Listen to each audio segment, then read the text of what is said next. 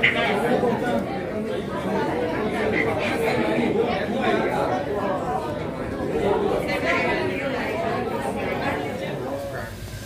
through the glass doors here, or the glass window there, you are looking out at the north side of Toronto.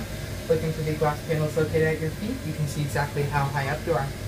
On that ground level, just be sending you straight up these doors into the gift shop. If you have any tickets, no, if you have any photos that you're looking to grab, then you'll just be going straight through the gift shop to your left. You'll see that there's a desk located next to the ramp. You can take a few photos there. When you want to exit the building, just go straight up the ramp and out the front doors, and have a good day. Thank you, thank you. Thank you so much. Which year this was built? CN Tower, when it was built? It was finished in June of 1976. So ayun na nga guys, after naming umakyat sa CN Tower, ay nandito naman kami ngayon sa baba na kung saan ay nagtitingin-tingin kami ng mga souvenir na kung saan ay pwede kaming makabili ng items na gusto namin bilhin at ibigay sa iba naming mga kaibigan.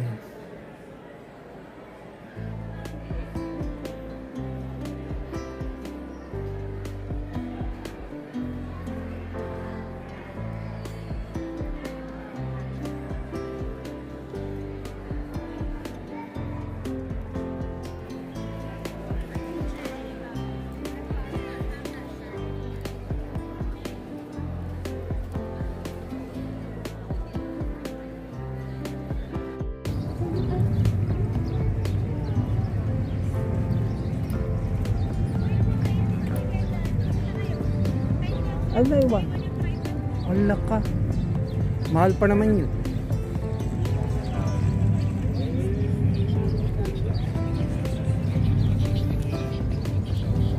So, nandito na kami ngayon Harbor Center. Sasakay kami sa City Cruise. Pala nakikita.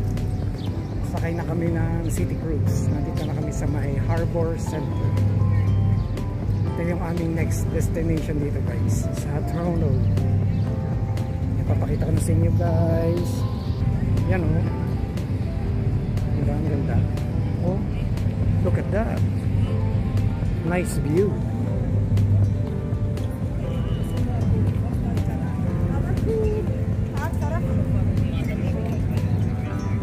Yan guys, oh. Ayan, love, may city pass. Ayan, kami sasakay mamaya. Nandun na iwan daw yung tripod.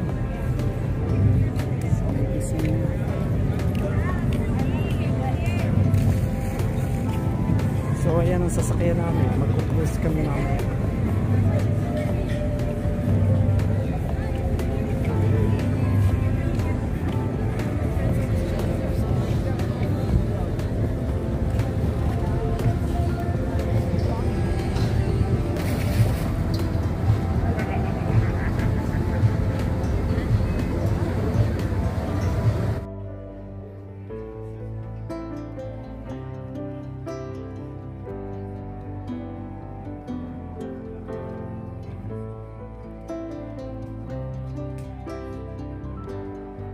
If you guys look at the back, next to the Harbourfront Center, you're going to see a white bridge. That white bridge is called the Amsterdam Bridge in Toronto, in our city. After 2007, we say we have the tallest building in the Western Hemisphere. Yes, because we still want the cloud for being the tallest. We're still going to say we're the tallest, just on the western side. Now, CN Tower's observation deck is where you guys can go. If you have the city pass, you probably already have been there. If not, I would highly recommend going to the CN Tower. It's also the highest point in the city where you can see the city skyscrapers and take some pretty pictures for your Instagram and Facebook. CN Tower also has a restaurant. I'm telling you guys that today we're on Lake Ontario. So the Marine unit over there patrols the water of Lake Ontario to all the way to the borders of the United States. So they make sure that every vessel here in the harborfront is operating without any danger. Also, in any case of emergency, the Marine unit can reach out to you under 3 minutes. And if you guys didn't know, you can also get pulled over in the water and get fined the same way they pull you over on the streets. See, every vessel has a speeding capacity, and if you break that speeding limit, you can get pulled over. Our boat has the speeding capacity for 4 nautical. Toronto used to be quite different. See, right now we see a lot of cars, a lot of apartments, and other tourist attractions. But back in the day, it used to be all industries, factories, railroads, warehouses, and other stuff. And if you didn't know, Toronto was the largest military boat supplier during the World War II. And they used to make military a bit about the buildings around here. Now, I'm pretty sure you guys have already noticed, it's really hard to miss, the Billy Bishop Airport over here. Let's talk about the Billy Bishop Airport. The Billy Bishop Airport and the Toronto Pier, you can see that we have quite a few skyscrapers in the city. And like I said, if the weather is bad and the planes are operating, it's really hard to see what's going on. So the Billy Bishop Airport only operates during the day and only domestically. See, the cool part is Billy Bishop was a World War I fighter pilot. He earned something called the Victoria Cross from the Canadian military.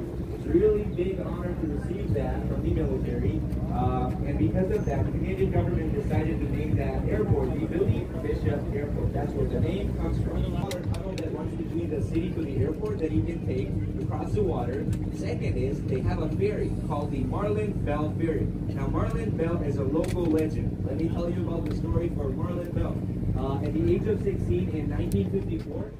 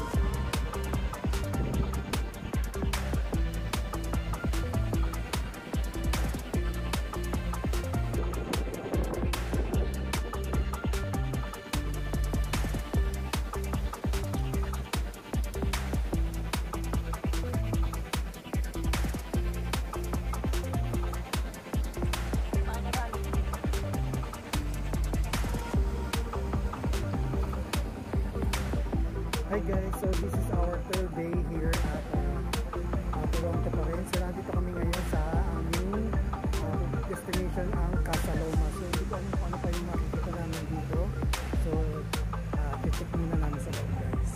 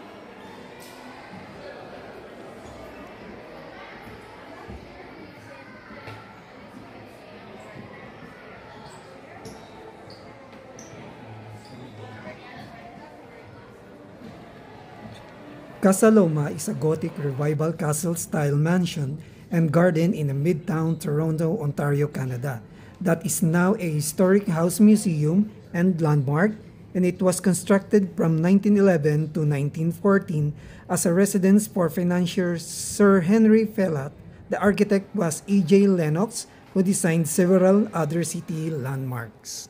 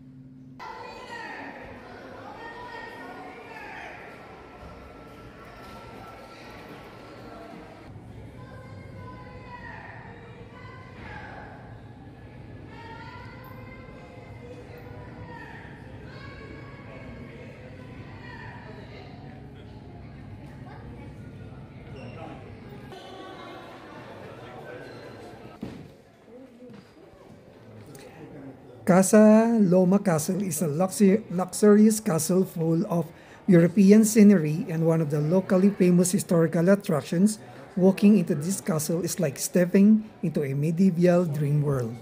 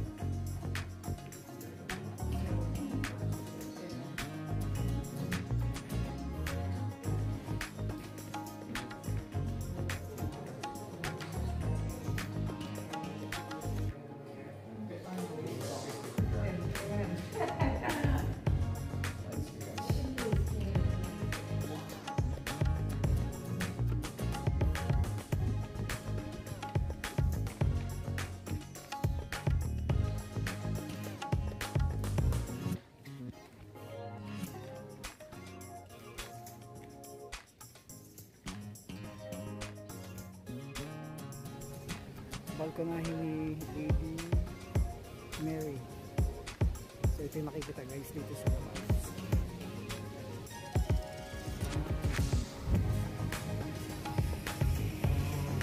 See?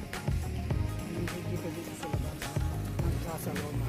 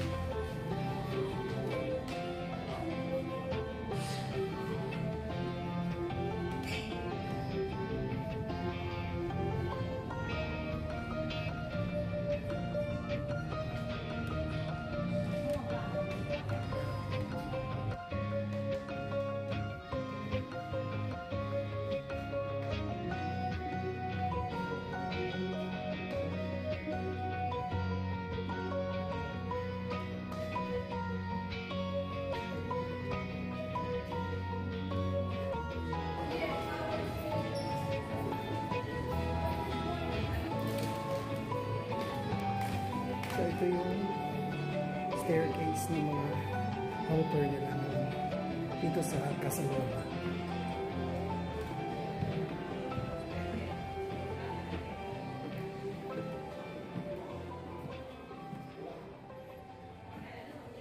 So ito yung room ng mga servant nila noon dito sa Casaloma. So meron pa yan dun sa taas, hinarangan na lang.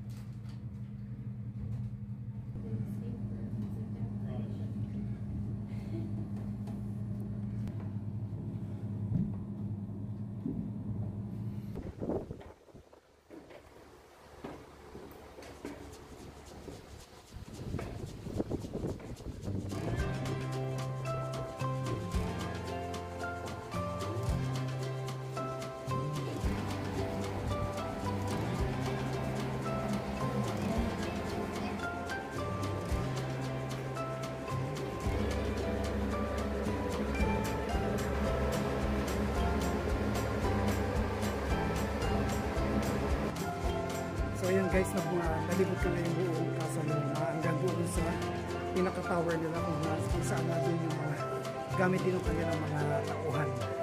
Sobrang init nga lang guys.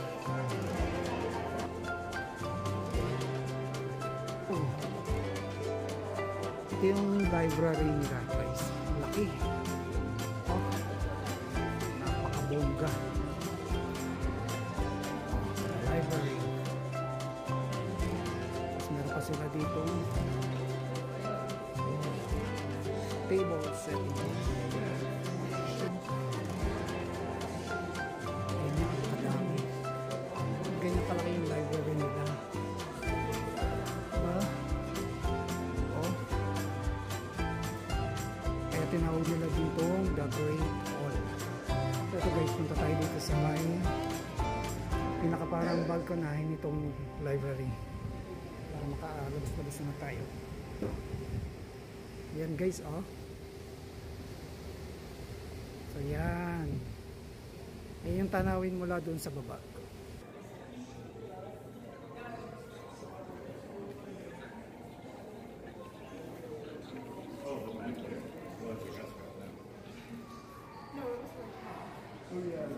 Dining room. So ito yung dining room nila guys.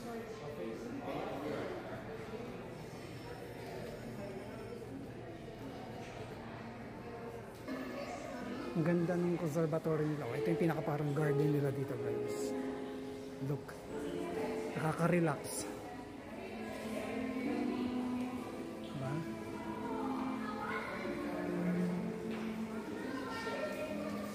Yung chandelier nila ang ganda oh.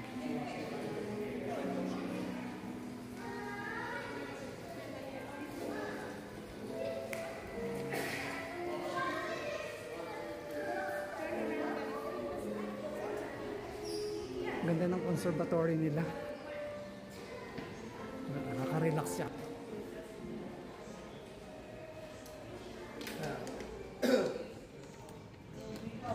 Oh, wow.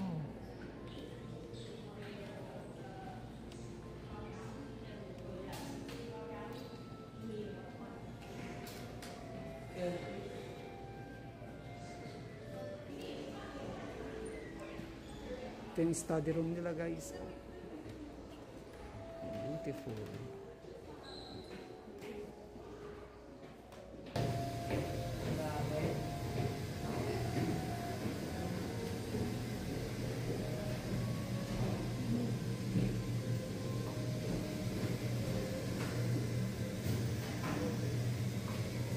Sarap dito.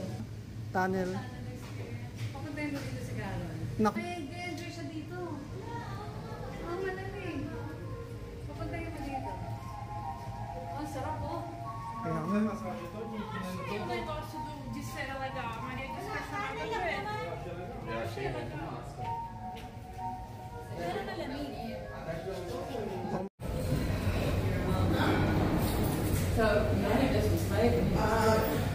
dito sa Casaloma.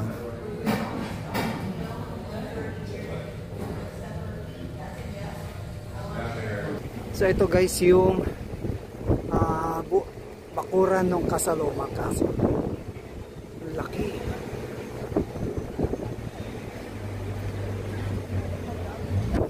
So there you have it guys. Natapos na namin yung tour dito sa Casaloma. And naipakita ko na sa inyo yung mga dapat ipakita. So see you on my next vlog. Bye guys!